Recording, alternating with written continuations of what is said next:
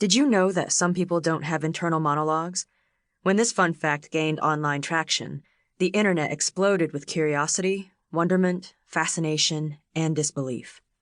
Not only were people with internal monologues surprised to learn that there are people who do not have one, but those without internal monologues were aghast to learn that there are people who do. This resulted in an exchange between people familiar with both experiences, describing what it's like inside their heads, how thoughts form, and how often they do or do not talk to themselves.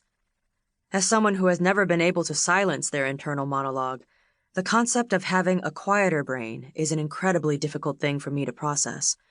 I don't know what it's like to have that kind of experience with my brain, and therefore, I cannot understand the relationship that someone with no internal monologue has with theirs.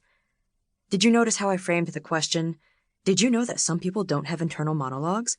As if having one is the norm and not having one is abnormal. As if every person reading this will also recognize and understand internal monologuing as the norm. For someone who understands not having an internal monologue as the normal experience, my question will read very differently. In psychologist Russell T. Hurlburt's 2011 study, subjects experienced hearing an inner voice in only 26% of all samples, though the frequency at which they heard that voice varied. Hurlburt notes that Bernard Bars, a leading researcher in consciousness science, claims, human beings talk to themselves every moment of the waking day. Overt speech takes up perhaps a tenth of the waking day, but inner speech goes on all the time.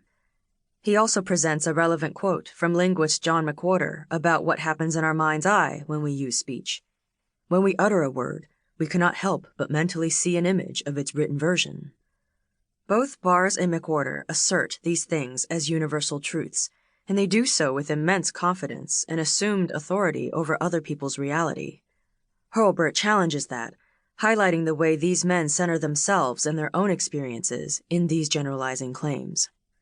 Maybe Bars talks to himself all the time, and maybe McWhorter himself sees images of written words while he talks, but I've investigated such things as carefully as I know how, and have become convinced that most people, let alone all people, do not do such things. Because not having an internal monologue is something so contradictory to my daily life experience, I can never fully identify with it or even begin to imagine what it's like. And because it is something that I didn't even know existed until I read an article about it, it would be rather easy for me to simply dismiss it as an impossibility. I imagine, based on many of the reactions I witnessed, that is precisely how some people chose to respond to learning about this phenomenon. New information that forces us to reconsider or completely alter our worldview is sometimes immediately rejected. This remains true even as the topic changes, whether it be internal monologues or sexual attraction and desire. When some people feel confusion and discomfort with a new idea, they allow it to push them fully into denial and refusal, because they find the new idea too difficult to fathom. So what happens when the worldview you hold about sexual attraction and desire, one molded by a lifetime of external messaging and internal confirmations or contortions, becomes challenged by new information, asserting something that is inherently in conflict with what you think you know and have spent your entire life believing? The safest and easiest course is to simply reject it. Rejecting new information requires very little work on your part, because it allows you to continue to believe what you have already accepted as true. It allows you to continue your life unencumbered by this new information, without needing to do any work to open yourself up to it, process it, and expand your imagination to allow the new idea to find a home in it.